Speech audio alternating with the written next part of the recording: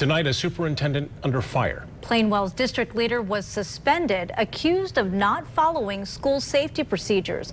Well, tonight we know more about the allegations.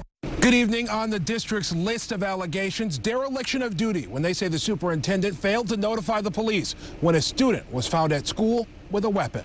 The incident that led to this was in mid-March, a student caught with a fake gun in the elementary school building. The board won't say what type of gun it was, but the student was up for expulsion. But what has the superintendent in trouble is her alleged actions and, in some cases, inaction after the fact. In a scathing two-page memo to Superintendent Sue Wakefield from the board, they detail the reasons for her one-day unpaid suspension. The biggest concern, the board says, was that the police weren't called. In fact, a concerned community member was first to alert the authorities. And the police, in turn, contacted the superintendent 2.5 hours later. There was a dereliction of duties. Then when it was time for the expulsion hearing before the board for that student, another misstep, they say. When the expulsion involves a weapon, the board says it has repeatedly asked Sue Wakefield that an officer be present for the hearing.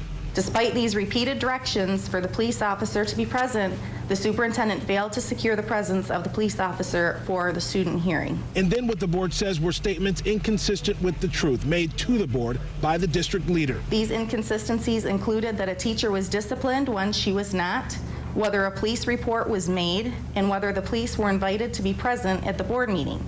These concerns create an issue of credibility and reflect on the trust relationship between the board and the superintendent. The superintendent sat quietly at the board table as the statement was read. Her response to the alleged inconsistencies: there was some miscommunication. She says she just hopes to move on. And there's lessons to be learned here, and I look forward to continuing the work here at Plainwell Schools with the board, and we go forward from here.